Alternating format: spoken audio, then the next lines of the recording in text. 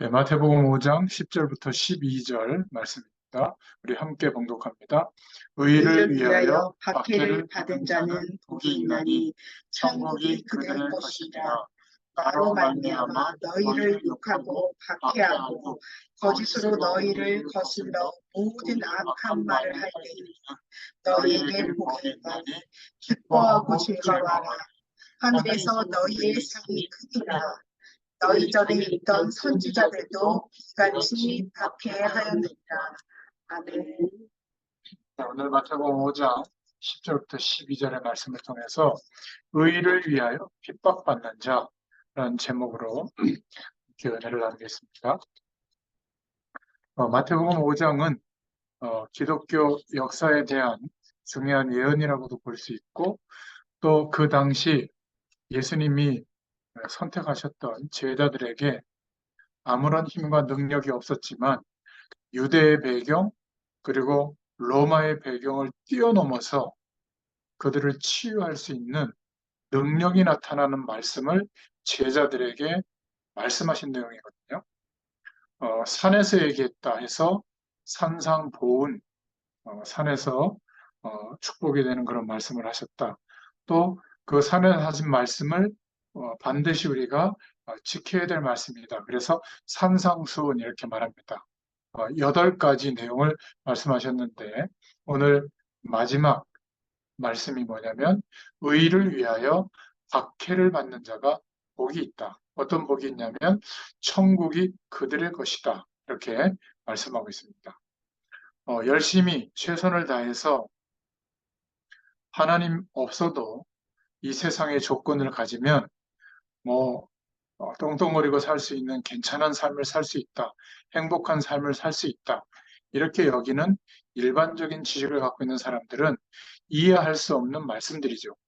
주로 어떤 말씀들을 그런 사람들이 좋아하냐면 성경 말씀이나 설교도 하나님은 사랑합니다. 하나님은 병 고쳐주십니다. 최선을 다하면 하나님이 100배의 축복을 줍니다. 지금은 어렵지만 나중이 되면 이렇게 커질 겁니다. 주로 이런 말씀들이 세상의 기준하고 맞으니까 그런 말씀들이 잘 이렇게 공감이 되는 얘기거든요. 근데 복음의 말씀, 하나님의 능력이 나타나는 말씀은 세상의 기준을 가지고 살아가는 사람들은 이해할 수 없는 말씀이에요.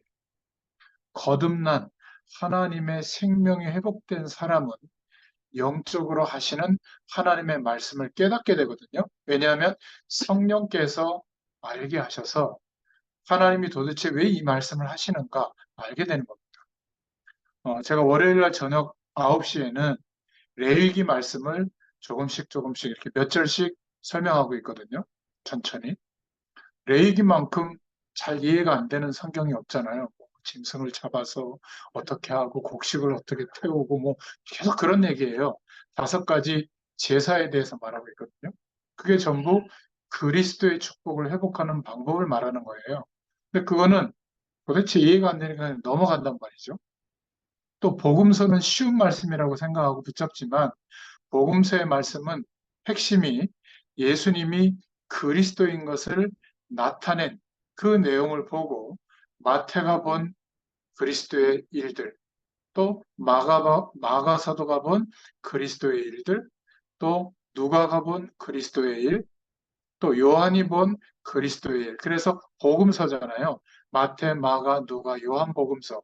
복음에 대한 내용, 예수님이 그리스도인 것을 나타낸 내용을 각자의 관점과 입장으로 기록한 게 복음서입니다. 저희는 그 중에서 마태복음을 보고 있거든요. 마태복음은 사실 먼저 하나님의 말씀을 허락한 유대인들 중에서 복음이 무엇인지를 전달하는 내용입니다. 유대인들의 기준이 최선을 다해서 노력하는 거예요. 한마디로 말하면. 그들의 열심과 노력을 따라갈 수 없는데 그것 가지고 안 된다는 얘기를 하는 겁니다. 그렇죠?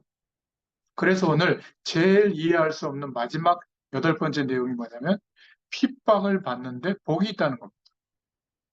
제일 우리가 싫어하는 어려움 당하는 사람, 어려운 입장에 놓인 사람이 핍박을 받는 건데 단순한 어려움이 아니고 굉장한 어려움을 당하는 거잖아요. 그 사람이 복이 있다. 제가 한국 기독교회사를 이렇게 쭉 보는 가운데, 어, 그, 오늘 아침에 묵상하는 내용을 올려드렸잖아요. 토마스 선교사. 중국에 있던 선교사인데, 성령께서 그 선교사님의 마음에 조선을 향한 마음을 불어넣어 준 거예요. 그 계기가 뭐냐면, 전도 여행을 하고 돌아왔더니, 자기 부인이 임신해 있었는데, 하혈을 많이 하다가 아무도 돌봐주지 않으니까 죽게 된 겁니다. 그 광경을 보면서 기도하다가 조선을 향한 하나님의 마음, 아직 한 번도 교회가 세워지지 않은, 복음이 증거되지 않은 그 현장을 향해서 갖는 안타까움이 이 토마스 선교사님이 자기 부인을 잃고 나서 그날 기도하다가 얻게 된 거예요. 그래서 여러 가지 내용을 준비해서 제너럴 시어머너를 타고 대동강으로 왔죠. 근데 이때는 세국 정책이 강했을 때이기 때문에 서양 스파이, 서양 귀신 이렇게 생각해서 다 죽인 겁니다. 어마어마한 핍박과 순교를 감당해야 되는 거거든요. 배에 이제 마침 어, 불이 나가지고 배에서 내려서 성경책을 나눠주다가 어, 잡혀가지고 완전히 그 목이 잘려가지고 죽게 된 거예요. 그러니까 한 사람에게도 제대로 된 복음을 전해보지 못한 겁니다. 그런데 그때 전달된 성경 중에 어떤 것을 이 망나니라고 하죠. 그 망나니의 아들인가가 보고 이 사람이 평양 대부운동을 일으키는데 굉장히 중요한 신자로 개종을 해요. 놀랍지 않습니까? 그래서 그때 당시에 해외에서 조선 이러면 미개한 민족이고 완전히 복음을 어마어마하게 거부하는 아주 악랄한 민족이라고 정평이 나 있었는데 이 토마스 선교사의 순교의 피를 받으시고 나서 하나님이 조선 땅, 우리 한국에 문을 여신 겁니다. 그래서 얼마 지나지 않아서 그 평양에서부터 대부흥운동이 일어나서 그 평양을 예루살렘이라, 동양의 예루살렘이다 이렇게 선교사님들이 본국에다 보고를 할 때 그렇게 편지를 보낼 정도였거든요.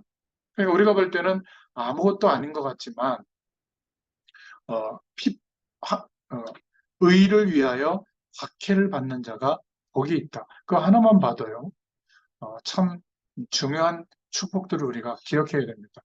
교회가 이렇게 많고 어디를 가나 하나님의 말씀을 들을 수 있게 되니까 그냥 우연히 그렇게 된 줄 아는데 하나님은 사랑하는 당신의 일꾼들을 순교의 피를 뿌리게 해서라도 복음이 증거되게 한 거예요. 한국이 전 세계에 순교의 피를 흘린 바탕 위에 교회가 시작이 된 몇 나라 안 되는 교회 중에 하나예요. 그래서 하나님이 그 하나만이라도 굉장히 큰 의미를 부여하고 계시거든요. 전 세계에 선교사를 두 번째로 파송한 나라예요. 대단한 나라입니다. 어려울 때도. 그리고 미국은 아무리 뭐 안 좋은 일도 하지만 전 세계의 선교사를 제일 많이 파송한 나라예요. 지금도 그 선교사들을 통해서 미전도 종족 또 완전히 순교당하는 종족, 순교당하는 나라까지 정말 현장 사역을 하는 나라가 미국이에요. 그러니까 굉장히 중요한 이유 없이 하나님이 역사하는 축복이 임하는 나라가 된 겁니다. 우리가 기독교는 한마디로 보면 핍박의 역사라고 보면 됩니다. 하나님이 살아계신 증거로 핍박은 받는데 한 번도 실패된 적은 없어요. 우리는 조그마한 어려움을 당할 때, 또 문제가 올 때 그 문제를 겪고 있는 우리의 태도가 굉장히 중요합니다. 어려움을 당하고 있을 그때가 우리가 알지 못했던 하나님이 함께 하시는 축복을 발견하거나 체험할 기회가 되기 때문에 그 부분을 잘 알아야 됩니다. 그러니까 지금까지 기독교인들 가운데 어려움 당할 때의 태도가 오히려 주변에 많은 영향을 주게 된 겁니다. 포로로 끌려가 있는데 그 느부갓네살 왕이 우상을 만들어 놓고 모든 국가 공무원들에게 그 신상에 절하는 우상 숭배하라고 한 겁니다. 그 절하고 나면 거기 잔치를 벌이거나 음식을 먹게 했거든요. 그거를 거절한다? 보통 어려움이 아닙니다. 그것도 고급 공무원일수록 그 자리에 들어가면 그 흐름이라는 게 있잖아요. 요즘 그 법사위원회에서 국회 청문회 하는 게 그 유튜브에 막 떠서 이렇게 보면 그 대단한 사람들이 왜 그 질문하는데 똑바로 대답을 못하죠.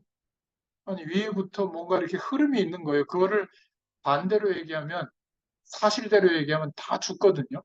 그러니까 죽어도 사실을 얘기 못하는 겁니다. 오죽하면 선서도 거부하고 얘기합니다. 그죠? 그런 모습을 보면 나빠서가 아니라 어쩔 수가 없는 거예요. 근데 고국 공무원이었던 사드락, 메삭, 아벳느고는 바벨론의 굉장한 고급 공무원이었거든요. 그리고 그 친구였던 다니엘은 총리였습니다. 그러니까 임금이 우상 만들어 놓고 절을 하라고 하면 어떻게 되겠어요? 해야 되는 거예요. 우리가 과거의 성경의 얘기니까 그런가 보다 하지만 실제로 우리가 이런 상황에 놓이면 어려운 겁니다. 그런데 사드락, 메삭, 아벳느고는 승리했죠. 어떻게 해요? 뭐 좋은 일이 있었습니까? 아니에요. 그 절을 하지 않고 우상 숭배했던 음식을 먹지 않다 보니까 어떤 일이 벌어졌죠? 풀무불, 사람이 풀무불을 때우다가 그 사람도 죽을 정도로 강력한 화력이 있는 풀무불에 들어가게 된 겁니다. 그때 뭐라고 고백했습니까? 하나님이 우리를 건져주실 것이다. 그러나 그리 아니하실지라도 우상 앞에 우리는 뜻을 정했기 때문에 시키는 대로 할 수 없다. 그리고 불에 들어가고 하나님은 그들을 축복하셨죠. 우리나라만 해도 어, 한국의 역사가 어, 그렇게 오래되기 전에 우리 한국을 일본이 통치할 때가 있었잖아요. 식민지 삼아가지고. 일본 신사를 만들어 놓고 국민들 보고 다 절을 하게 한 겁니다. 정신 개조를 시키려고. 다 절을 했죠. 우리나라의 임금도 그때 절을 했습니다. 문제는 교회거든요. 교회 보고 절을 하라고 그러니까 논란이 생긴 겁니다. 심지어 조그맣게 일본 신사를 만들어서 예배당 안에 놓고 절을 하고 예배드리라고 한 거예요. 얼마나 심각한 겁니까? 그때 만약에 중요한 목회자들이 할 수 없다고 하면 그거는 죽는 겁니다. 그 일본 순사들이 딱 서서 지키고 있거든요. 하는지 안 하는지. 그 신사 앞에 절하는지 안 하는지. 그러니까 총회 결의를 해가지고 우리가 죽으면 되겠냐. 누가 어린 성도들을 돌보겠냐. 이래가지고는 신사 참배는 그냥 하는 거는 가짜니까 그리고 통과한 거예요. 할 수 있게. 그때 주기철 목사님, 손양원 목사님 이런 목사님들이 할 수 없다라고 얘기한 겁니다. 극소수가. 여러분 완전히 기득권과 정치적 위협 앞에 사실은 위협을 하면 교권에 사로잡힌 분들은 거의 다 굴복합니다. 왜냐하면 무섭거든요. 겁이 많기 때문에 다 절을 했어요. 그러나 우리가 죽을지언정 하나님 앞에 이 믿음의 근거를 배반할 수가 없다. 결국 그분들의 믿음을 통해서 대한민국의 신앙은 고소가 됐죠. 그죠? 그분들의 이름은 지금도 이렇게 복음 전할 때 거론되지 않습니까? 그런 면에서 성경은 의를 위하여 핍박을 당하는 자가 복이 있다. 이렇게 말하고 있는 겁니다. 우리가 어려움을 어떻게 잘 보고 해석하느냐, 이게 너무 중요해요. 큰 인물과 작은 인물의 차이가 여기에서 나오는 겁니다. 작은 인물들은 조그만한 어려움을 못 견뎌요. 큰 인물들은 큰 어려움이 왔는데도 잘 견디죠. 이런 차이가 있습니다. 진짜 믿음을 가진 신앙인들은 우리가 조금 예수 믿는 티를 내고 하나님께 영광 돌리는 삶을 살려고 하는데 그것 때문에 오는 부담감, 그것 때문에 오는 핍박은 잘 해석해야 됩니다. 그때 하나님의 더 큰 축복을 찾아내야 될 줄로 믿습니다. 핍박이라고 하는 것을 잘 해석하면 거기에는 많은 축복이 들어있기 때문에 분명히 알게 될 겁니다. 어려움이 왔을 때 즉각 하나님의 축복의 계획을 찾아낼 수 있기를 바랍니다. 신앙생활에 너무 중요한 거예요. 살아가다 보면 몸이 아플 수도 있고, 살아가다 보면 경제 문제가 올 수도 있고, 또 오해를 받거나 욕을 얻어먹을 수도 있습니다. 그래서 병들었을 때는 하나님의 능력을 구할 기회가 온 거예요. 그죠? 그리고 경제 문제가 왔을 때는 하나님 없이 노력해서 얻은 결과로 살던 삶의 방식을 새로 시작할 기회가 온 겁니다. 하나님의 것으로, 하나님이 허락하는 것으로 살고 있다. 이 믿음이 시작될 기회가 온 거거든요. 이유 없이 사람들로부터 욕을 많이 먹을 때는 나는 바르게 한다고 하지만 내 자신을 돌아볼 수 있는 좋은 기회가 온 거예요. 그래서 성경은 의를 위하여 핍박받는 자는 복이 있다. 또 11절에는 예수님께서 말씀하셔서 나를 위하여 너희를 욕하고 핍박하고 거짓으로 너희를 거스려 모든 악한 말을 할 때에는 너희에게 복이 있다. 그것을 건디면 12절에 보니까 오늘 기뻐하고 즐거워해라. 하늘에서 너희의 상이 크다. 더 중요한 것은 너희 전에 있던 선지자들을 이같이 핍박하였다. 사람들이 말이죠. 오늘 어려움과 고난과 여러 가지 핍박을 잘 해석해야 됩니다. 그 핍박에 속지만 않으면 하나님의 큰 축복의 문들이 열리게 됩니다. 그렇죠? 저는 조그마한 어려움을 당할 때마다 좀 하나님을 바라보면서 생각하다가 많은 것들을 깨닫게 됩니다. 대부분 한국 가정은 어릴 때 부모님들이 자녀들에게 막 옥박지르고 막 겁주고 잔소리 많이 하고 그러잖아요. 다 어릴 때 저희 그렇게 잘하지 않았습니까? 아이고 얘야 잘못했구나. 그러면 안 되지. 이런 부모가 어디 있어요? 야, 엑설제트 하면서 말이지. 그따구로 살아. 그러니까 막 커서도 뭔가 이렇게 위축돼 있잖아요. 그죠? 저는 그런 거를 보면서 나는 자녀들에게 그러지 말아야지. 그런데 저도 그러더라고요. 어떤 때. 지금은 각자가 다 하나님을 바라보는 중심이 생겨서 아이들도 컸고 이제 가급적이면 그런 중심으로 대하고 있거든요. 그러니까 어려움이 와도 그것을 견디고 하나님의 계획을 찾으면 중요한 축복들이 시작이 되는 겁니다. 저는 또 교회에서 부교육자로 오래 있잖아요. 그러니까 주로 당회 장로님들, 담임 목사님이 부교육자에 대해서 굉장히 이렇게 너무 가볍게 생각하고요. 뭐라 그럴까? 한마디로 좀 이렇게 저희 교회는 안 그러는데 예전에 교회들 보면 괴롭혀요. 그리고 뭐 어, 일반 가정, 사회에서 말하는 기초생활 수급자의 그런 사례도 안 줘요. 그러니까 제가 그런 것들을 보면서 어려움이라고 생각했지만 가만히 생각해 보니까 여기 하나님의 계획이 있구나. 물론 제 개인적으로는 하나님을 바라보는 중심이 더 커졌지만 나는 목회자가 되고 어떤 목회자로서 부교육자들을 이렇게 바라볼 때 그들을 함께 일하거나 대할 때 나는 그렇게 하지 말아야지.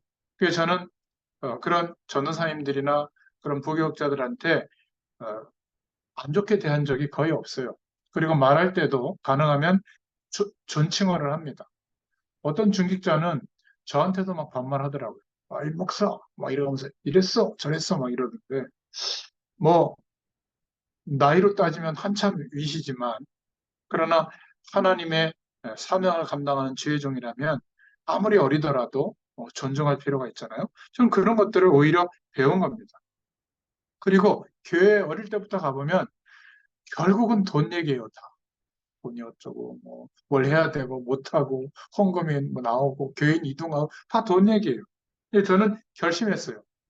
저는 목회자가 되면 돈 얘기하지 말아야지. 하나님이 하신다고 믿어야지. 또 하나님이 하신다고 믿었는데 안 주시면 어떻게 하죠? 안 하면 될 거 아니에요. 그렇지 않습니까? 하나님이 아쉽지 뭐. 이렇게 훈련시켜 놓고 사용하실 만한 문들을 안 열어주면 하나님이 아쉬워야지 제가 아쉽습니까? 그렇잖아요. 구걸하듯이 사역해야 되겠어요. 어느 날 혜선자매의 눈빛이 저 목사님 이제 그만왔으면 좋겠다. 제가 그거는 아주 잘합니다. 그런 눈빛은. 그때는 제가 조용히 핑계대고 중단할 거예요. 그렇잖아요. 왜 구걸하면서 사역합니까? 나 좀 도와달라고. 나 좀 막 이렇게 이런 사역이 하는데 필요한데 막 11조를 나한테 내라고 막 이런 분도 있고 말이죠. 아니 11조는 여러분들 교회에다 해야죠. 섬기는 데다가. 그렇지 않습니까? 아니 하나님이 주의 종들을 뭐 뭐라 그럴까요? 일 못하도록 하실 것 같아요? 저는 그런 법이 없다고 봐요. 하나님께서 하시는 것을 경험해야 만나는 사람들에게 하나님이 아셔요. 이 말을 할 거 아니겠어요. 그죠? 그 훈련 때문에 일시적으로 뭐 오랜 기간 동안 어려워질 수는 있다고 봐요. 그 어려움이 올 때 오히려 중요한 하나님의 축복들을 우리가 찾아내고 응답을 누려야 될 줄로 믿습니다. 그래서 오늘 분명히 예수님이 로마를 바꿀 만한 능력의 말씀이라고 말씀하는데 뭐라고 말하죠? 의를 위하여 핍박을 받는 자는 복이 있다. 어, 마태복음 5장, 6장, 7장을 그래서 산상보훈, 산에서 가르친 보배와 같은 말씀, 산상수훈, 산에서 가르친 우리가 꼭 지켜야 될 말씀 이렇게 말하고 있는 거거든요. 그런데 여기서 꼭 짚고 넘어가야 될 내용이 있습니다. 핍박이 아닌 게 있어요.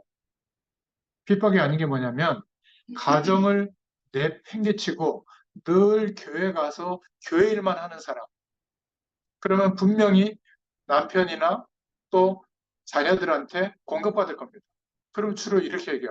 이것들이 믿음이 없어가지고 어? 불신자들이라서 나를 핍박한다고. 아닙니다. 그건 가정을 내버렸기 때문에 오는 어려움이에요. 고쳐야 되는 겁니다. 교회에서 일을 할 수 있으려면 아니 내가 좀 육신이 힘들더라도 집안을 만족하게 되도록 해놔야죠.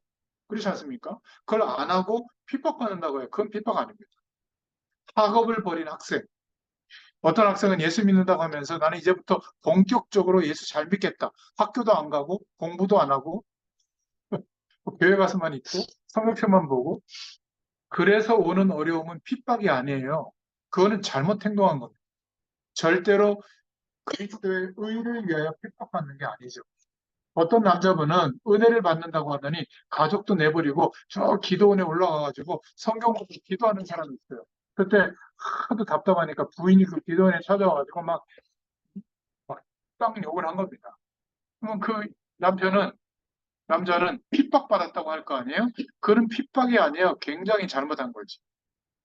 또 교회에서 너무 어처구니 없이 행동하다가 문제를 일으켜서 공격을 받을 때 핍박받는다고 합니다. 그거는 잘못한 거예요. 핍박이 아니에요. 또 나는 열심히 교회에서 또는 가정에서 이 일을 한다고 하는데 누가 자꾸 나한테 틀렸다고 얘기하면 그거는 잘 생각해 봐야 돼요. 하나님이 하시는 것을 믿고 하는 게 아니라 내 열심으로 하고 있거나 나의 의가 드러나고 있거나 아니면 너무 세상적인 방법이거나 인본주의 아니면 나는 옳다고 하는데 불건전 신비주의 어떤 체험에 와가지고 극단성을 띠고 있거나 아니면 같은 정서를 가진 몇 사람의 패거리가 형성되어져서 우리가 다 주도하고 있거나 어떤 일들을 그거는 잘못하는 거예요. 핍박이 아닙니다. 그죠? 오늘 말하는 이 내용은 뭐냐면 예수님의 말씀은 진정으로 복음 때문에 고난을 받고 있다면 그게 복이다. 의를 위하여 박해를 받는다. 진정으로 복음 때문에 고난을 받는 상태에 우리가 있다. 여러분 축복받습니다. 왜 그럴까요? 오늘 본론의 내용을 보겠습니다. 첫 번째로 기억해야 될 사실이 있는데 우리가 주의 영광을 위하여 복음을 드러내는 삶을 살면 반드시 핍박이 올 수밖에 없다는 사실을 기억해야 됩니다. 왜냐하면 다르거든요. 삶의 태도와 기준과 방향이 다르기 때문에 전부 같은 방향으로 가는데 기분 나쁜 거예요. 근데 나보다 훨씬 안 돼야 되는데 훨씬 하나님이 역사하니까 뭔가 부러울 정도로 잘 되거든요. 더 기분 나쁜 겁니다. 자기들한테 그런 정서와 문화에 굴복하지도 않아요. 얼마나 기분 나쁘겠습니까? 배후에 사단이 제일 싫어하는 겁니다. 누구를 제일 싫어하죠? 전도자를 싫어합니다. 또 더 싫어하는 사람이 누구냐? 목사인데 전도하는 목사를 너무너무 싫어해요. 목회자 한 명이 전도를 깨달아서 살아있는 동안에 계속 그리스도와 임마누엘의 축복과 전도를 말하면 영향이 어마어마하기 때문에 사단은 여기에 대해서 이를 갈고 싫어하는 거예요. 사단은 전도에 대해서 관심 없는 목사를 존경합니다. 뭐 복음도 관심이 없고 복음 전하는 것도 관심이 없고 미워할 이유가 없죠. 사랑하는 대상이에요. 그렇지 않겠습니까?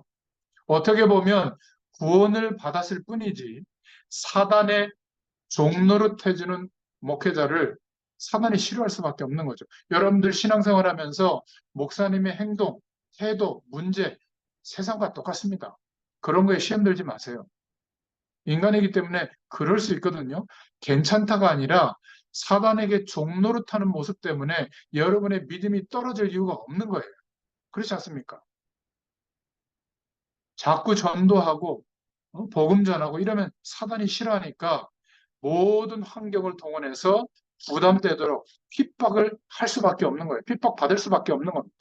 그러니까 그런 일이 내게 일어나면 아까 이야기한 어려움이 오는 이유가 그리스도의 의를 위해서 하는 행동이 아니라 우리가 실수한 것은 고치면 돼요. 그러나 내가 아무리 봐도 이거는 사단이 역사하는 게 맞구나 싶을 때는 드디어 긴장하기 시작하는 거예요. 내가 하는 이 방향이 맞구나. 저는 그렇게 생각하거든요. 또 왜 핍박을 받냐면 올바른 복음을 증거하기 시작하면 그냥 종교적인 얘기를 하면 아무 영향이 안 가거든요. 하나님은 사랑이세요. 우리 목사님 좋아요. 우리 교회 좋아요. 예수 믿으면 병 나아요. 예수 믿으면 뭐 부자 돼요. 문제 해결받아요. 그거는 복음의 메시지가 아니잖아요. 그렇잖아요? 복음의 메시지를 얘기하면 우상에 빠져 있던 자들에게 가장 영향이 갑니다. 답이 되니까. 왜 그렇게 열심을 기울이는데도 재앙이 끝나지 않을까? 해방받는 길이 있다. 예수님을 그리스도로 믿으면 되는데 예수님이 그리스도를 하신 게 뭐냐? 왜 그리스도를 하셔야 되느냐? 왜 우리는 믿음의 방법을 선택해야 되느냐? 이런 얘기가 복음의 얘기잖아요. 그러면 종교인들이 돌아오게 돼 있거든요. 그러면 누가 열이 받겠어요? 그 종교인들을 붙잡고 장사하던 사람, 종교단체가 열이 받지 않겠습니까? 자기만 개종하면 되는데 거기서 빠져나오면 되는데 야 우리가 속았어 이러고 막 다 얘기하고 다닐 거 아니에요 그 사람이 전도형 임한 사람이라 그러니까 그 복음을 전해주는 당사자를 종교단체가 공격한다. 베레벨 내용으로 다 공격합니다. 또 세 번째, 올바른 복음을 증거하면 그 영향력이 커져서 국가에도 영향이 가거든요. 올바른 정치인이라면 긍정적으로 보지만 독재자들은 뭔가 자기가 잘못한 것을 해소시키려고 이렇게 영향을 주는 복음 운동하는 사람들을 핍박하게 되어 있어요. 대표적인 증거가 예수님 시대에도 250년 동안 로마 황제 10명이 기독교를 어마어마하게 핍박했잖아요. 그쪽으로 관심을 돌리는 거예요. 그러니까 바리새인이라든지 불교라든지 이런 세력들은 아무리 있어도 황제들에게 걸리는 대상이 아닌 겁니다. 왜? 근본적인 영향이 안 가요. 세상과 비슷하기 때문에. 거기에 대해서는 말하지 않는 겁니다. 로마의 기독교인이 많아지니까 우상 숭배도 안 하지. 로마의 신, 그 신의 대리자로서 황제에 대해서 섬기지도 않지. 또 로마 법도 안 따르지. 성경 말씀을 따르지. 이러니까 어마어마하게 핍박을 하게 된 겁니다. 독재자들은 시대마다 그랬어요. 더 중요한 것은 복음 전하지 않는 교회들이 그냥 커지고 대형화되고 경제가 많아지고 교인 숫자가 많아지고 이러면 좋은 건데 복음 전해야 된다 이러니까 복음을 전하지 않는 이 교회 교인들이 영향을 받거든요. 여러분 현장에서 특히 대학 같은데 전도하다 보면 교회 다니고 있는 성도들부터 깨우쳐야 되잖아요. 그죠? 그들을 깨우쳐서 그들이 빛을 발하도록 돕는 그런 일부터 시작을 해야 돼요. 어쩔 수 없이. 불신자들도 돕지만. 그러면 그들을 우리 교회로 데리고 오려고 하는 전도가 아니란 말이에요. 그들이 복음으로 일어서서 복음 전하는 사람이 될 때까지 돕기 위해서 그들을 좀 건드려 줄 수밖에 없잖아요. 근데 자기들 기준대로 교인 뺏어가려고 그러는 게 아니야? 하고 공격하는 겁니다. 항상 교회사를 보면 복음 전하는 전도자들은 이렇게 사단이 공격하죠. 종교단체들이 공격하죠. 독재자들이 법으로 공격하죠. 또 기존에 뭔가 로컬화되어진 뭔가 기득권화되어진 그러나 복음의 능력은 거의 희미해져 버린 이런 교회들이 오히려 막 전도자들을 막 핍박하는 겁니다.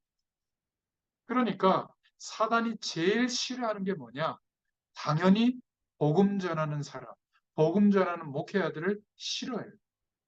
만약 여러분이 내가 1년 동안 단 한 사람에게도 복음이 전달되는 일이 내 인생에 없었다. 지금 7개월인데.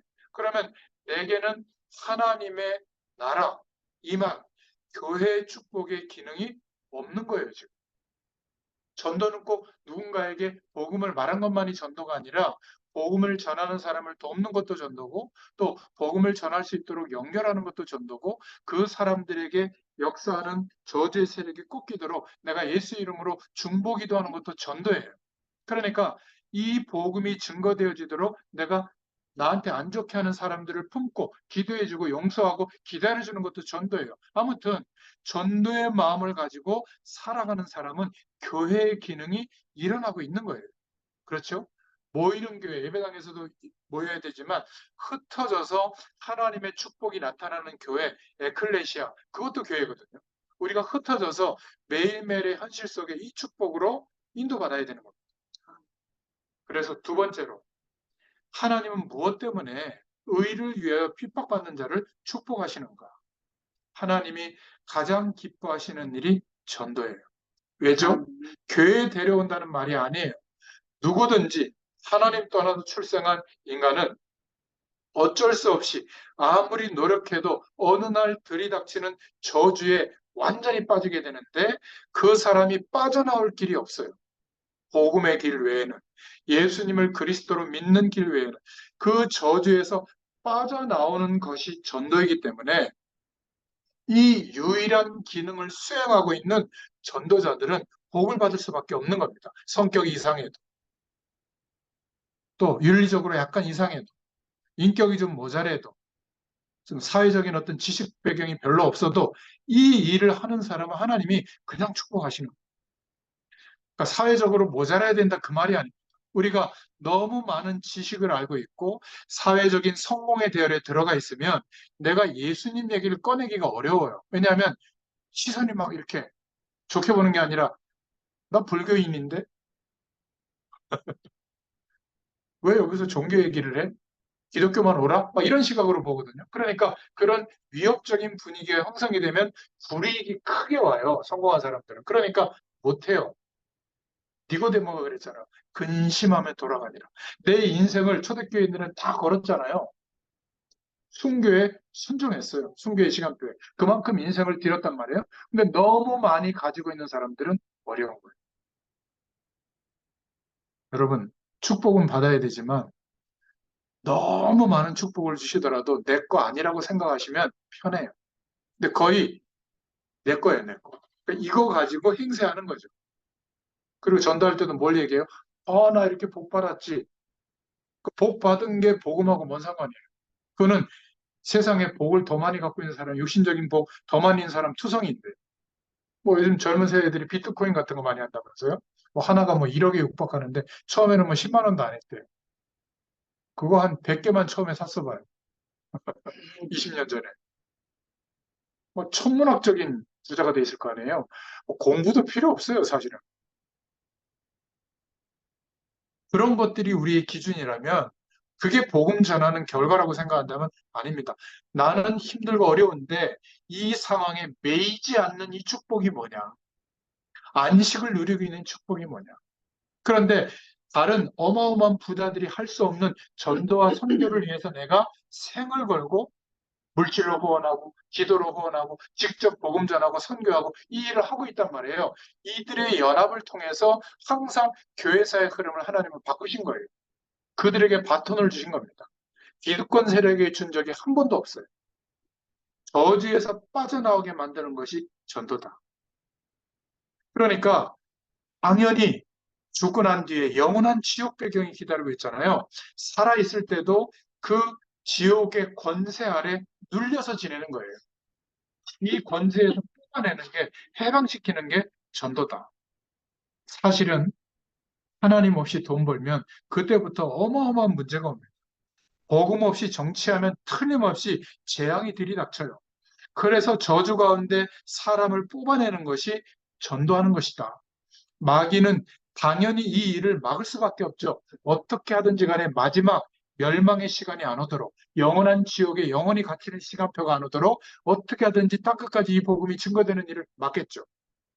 그리고 하나님은 땅끝까지 이 복음이 증거되어지도록 하시기 때문에 이 일을 앞장서고 있는 사람들을 당연히 축복할 수밖에 없는 겁니다.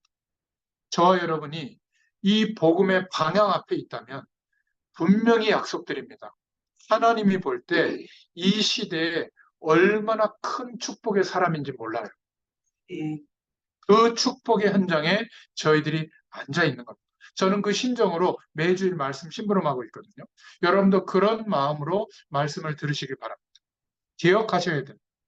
만약에 이 중심을 가지고 살아가는데 우리가 어려움을 당한다. 이것 때문에 그게 복이 있다는 겁니다. 이 일 때문에 고난을 당한다. 그게 복이 있다. 그래서 오늘 세 번째로 어떤 핍박이 온다고요? 마태복음 5장 10절에 의를 위하여 핍박이 온다.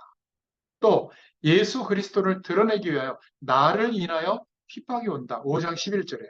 그런데 5장 12절에 보니까 믿음의 사람들, 올바른 선지자들은 다 이런 핍박을 받았는데 너에게도 이 핍박이 온다면 그게 복이다. 그런데 시대마다 하나님의 말씀을 붙잡고 있는 것 같은데 거짓 선지자들이 있어요. 거의 다 거짓 선지자들이 열심히 노력해서 기득권을 형성하고 있습니다. 그걸 보고 교권이라고 하거든요. 처음에 출발은 그렇지 않았는데 뭐가 많이 생기니까 그것을 유지하고 소수만 누리도록 뭔가 이렇게 시스템이 짜여져 있어요. 그 권한이 생긴 겁니다. 복음보다. 그러니까 자기의 말이 내 설교가 하나님의 말씀 성경보다 위에 올라와 있을 때가 많아요. 이게 위험한 겁니다. 또 그렇게 부추기는 성도들이 있어요. 우리 목사님 메시지가 성경 말씀에 의하면 우리 목사님의 설교를 통해서 보니까 하나님의 말씀이 이렇거나 이렇게 해야 되는데 성경은 보지도 않는 시대가 됐어요. 제가 창세기부터 요한계시록까지 좀 통독을 하시면서 매주 한 권씩 성경을 복음 중심으로 정리하는 시간이 있었죠. 코로나 기간 동안에. 여러분 성경이 기준이 돼야 됩니다. 성경을 통해서 목사님의 말씀도 조명이 돼야 그게 의미 있는 것이지. 성경은 더 이상 보지 않는다. 그러면 저 신천지보다 못하게 돼요. 저 이단의 세력보다 못하게 되는 겁니다. 왜죠? 그들은 성경 구조를 가지고 막 꽤 가지고 얘기하고 있거든요. 그게 도대체 뭘 말하는지도 모르고 여러분 지금도 유대교를 신봉하는 바리새인들이 있어요. 전 세계 성공한 엘리트 그룹 속에 들어가면 유대인들이 있습니다.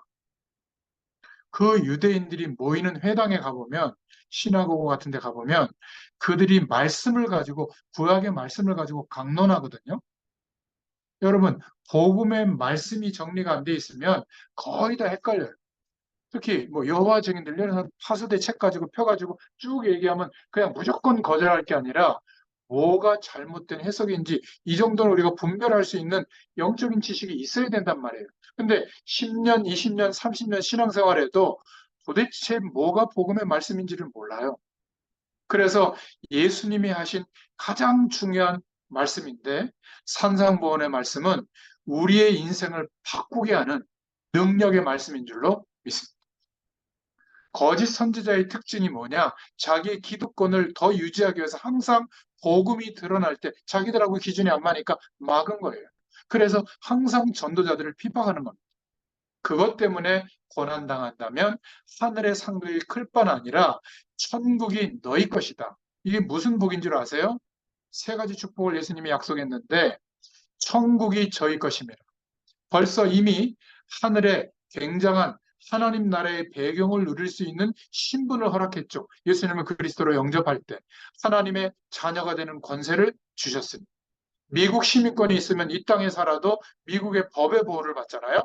우리가 지금 이 땅에 살지만 영원한 하나님 나라, 천국 배경의 권한을 가지고 하늘의 시민권을 가지고 우리가 살고 있는 겁니다. 그러니까 천국 갈 수 있는 축복도 주셨지만 우리가 이 땅에서 하나님 나라의 천국 배경의 권세를 가지고 살고 있다. 그 약속을 주신 거예요. 그러니 5장 11절 12절에 하늘에서 상급이 크다. 의를 위하여 핍박을 받는 자들은 하늘에서 상급이 크다면 이 땅에서도 축복이 크겠죠. 그러면서 5장 12절에 선지자들이 받는 고난들 그 축복을 너희들도 받게 될 것이다. 그러니 기뻐하고 즐거워해라. 하늘에서 너희의 상이 큼이라. 너희 전에 있던 선지자들을 이같이 핍박하였느니라. 저는 지금까지 예수 믿는 사람이 예수님을 믿는 것 때문에 예수 믿지 않는 가정에서 혼자 믿기 시작하는데 그 가정에서 온갖 핍박을 받는 것을 많이 봤거든요. 그런데 그 예수님을 진짜 믿는 사람이 핍박하는 그 가정을 살리지 못한 것을 본 적이 없어요. 그 한 사람 때문에 너와 내 집이, 내 가정이 구원을 얻으리라. 하나님의 구원의 축복이 임하는 것을 저는 봤지. 그 예수 믿는 사람이 힘이 하나도 없다. 그런 거 본 적이 없어요. 복음 때문에 고난당하는 사람이 그 집단이나 현장에서 하나님의 축복을 나타내지 않은 것을 저는 본 적이 없어요. 여러분, 위축되거나 두려워하지 마세요. 하나님께서 역사합니다. 우리가 연약할수록 하나님은 더 역사하세요. 그래서 가족 전도를 위해서는 급하게 생각하지 않아도 돼요. 반드시 하나님의 그 시간이 옵니다. 하나님은 축복하실 수밖에 없는 거예요. 의를 위하여 핍박을 받는 자는 복이 있다. 나를 인하여 욕하고 핍박하고 여러분을 거스려 욕하면 하늘에서 상이 크다. 이렇게 오늘 말씀하고 있는 겁니다. 오늘 결론입니다. 마태복음 5장 12절 너희 전에 있던 선지자들도 이같이 박해하였느니라. 저와 여러분이 복음 때문에 이렇게 일주일에 한 번 하나님의 말씀을 전하고 듣는 이 시간, 그래서 이 복음의 영광이 드러나도록 기도하는 이 시간 사실 어려워요. 모든 앞뒤의 시간들을 전략해서 이 시간을 확보해야 가능한 거거든요. 그렇지 않습니까? 또 제가 거의 빠지지 않잖아요. 어딜 가더라도 줌을 열어가지고 하잖아요. 영상으로.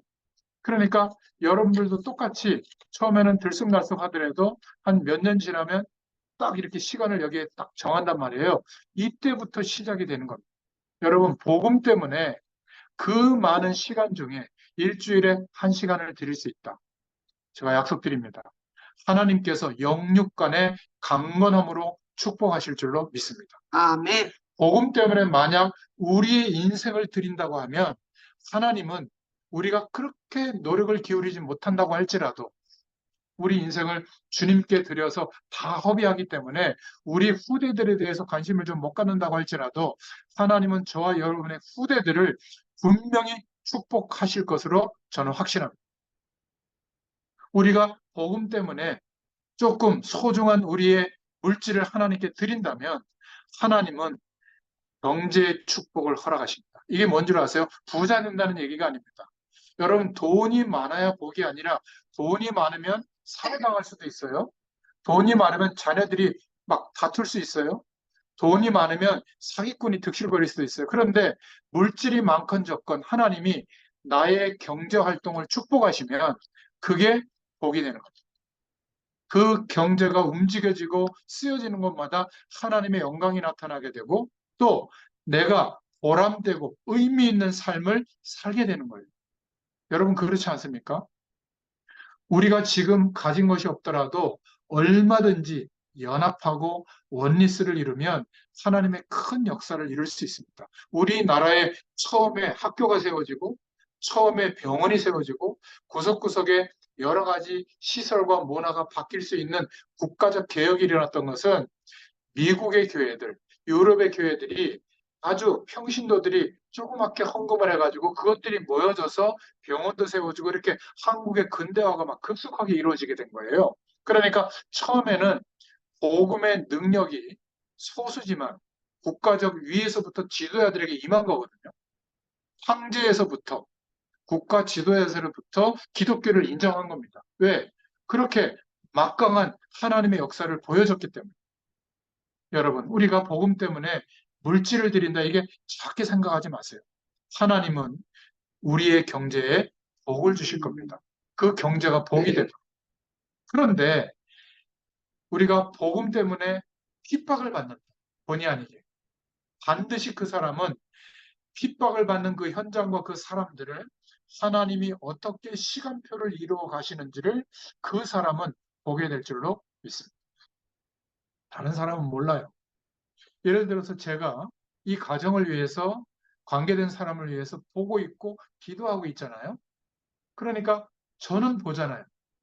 갑자기 돌아가시기 전에 만나서 복음을 듣게 하고 또 모인 사람들에게 복음을 전할 수 있는 그런 시간표가 있다는 것을 저는 봤잖아요.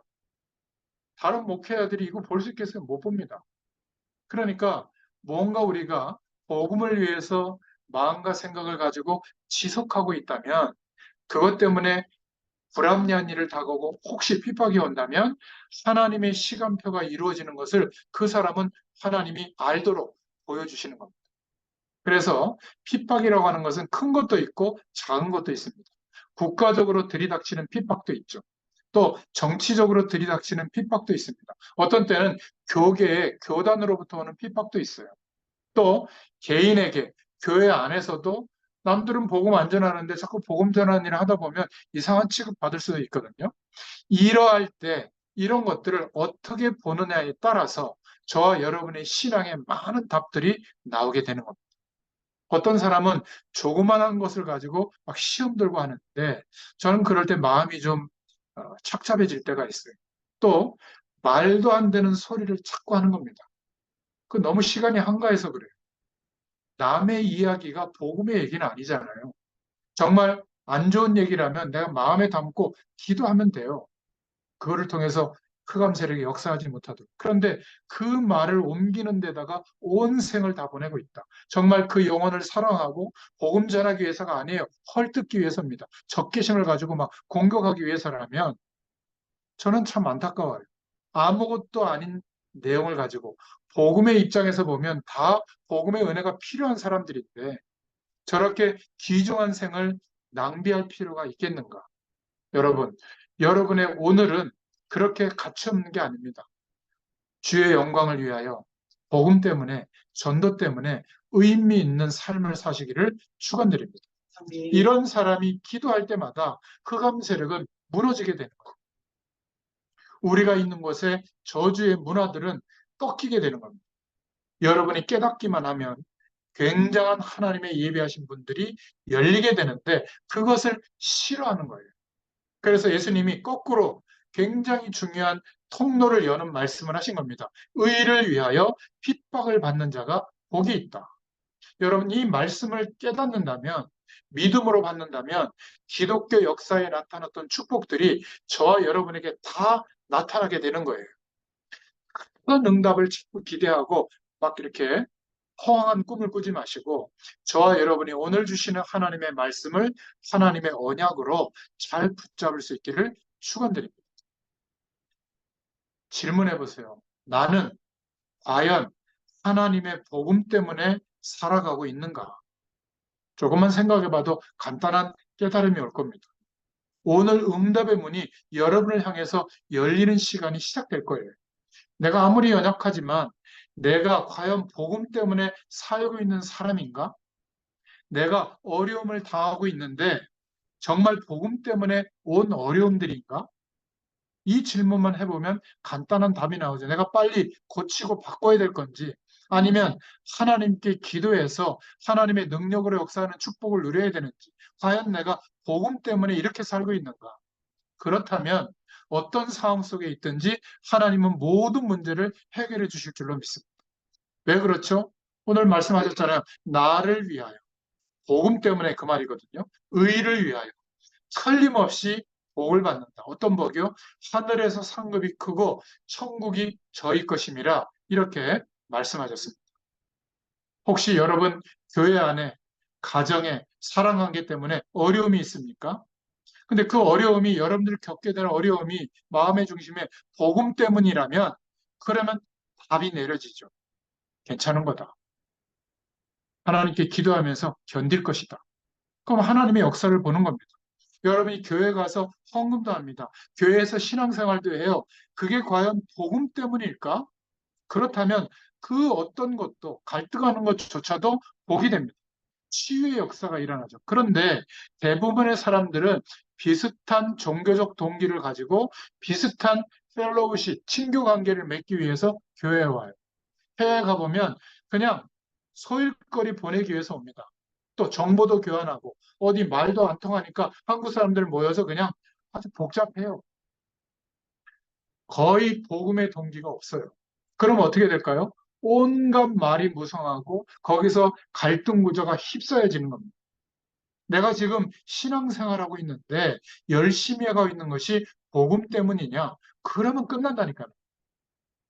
하늘에서 너희의 상이 큼이라. 생을 두고 고생도 하고 여러 가지 돈 벌기도 하고 사회생활도 하는데 과연 무엇을 위해서 우리가 하고 있는가? 우리가 과연 밥 세 끼, 세 그릇을 먹지 못해서 이렇게 발버둥 쳐서야 되겠는가? 지금 하나님이 함께 하시는데도 기독교인이 세상을 정복하지 못하고 너무나 어려움을 당하고 있는 것을 저는 많이 보거든요. 저는 어느 날 답을 얻었어요. 우리가 부족하지만 복음을 위해서 산다면 간단합니다. 지금도 동일하게 천국이 저희 것이며 하늘의 역사하심이 하나님의 역사하심이 우리에게 나타나게 될 줄로 믿습니다. 오늘 하나님의 말씀을 언약으로 붙잡을 수 있기를 축원드립니다. 정말 저와 여러분이 복음을 위해서 산다면 새로운 시작을 보게 될 줄로 믿습니다. 우리의 개인과 저와 여러분의 가문과 생을 두고 여러분의 산업의 현장에 그리고 사명의 현장에 하나님의 응답이 계속될 수 있도록 주님께서 역사해 주실 줄로 믿습니다. 기도하겠습니다. 하나님 감사합니다. 오늘도 산상보훈의 말씀을 통하여 우리의 환경과 문제와 어려움과 배경을 뛰어넘을 수 있는 능력의 말씀을 다시 한번 허락해 주셔서 감사합니다. 우리가 복음 때문에 혹시 희생하고 복음 때문에 어려움을 당하고 복음 때문에 고난을 받는 상황이 올 때에 오늘 말씀을 기억하게 하시고 우리의 중심 가운데 복음 때문에 당하는 박해와 고난에 대한 태도가 분명해지도록 역사하여 주시옵소서. 초대교회 제자들이었던 그 축복이 우리의 현장에서도 그대로 나타나도록 역사하여 주시옵소서. 예수님의 이름으로 감사하며 기도드렸습니다. 아멘. 네. 감사합니다.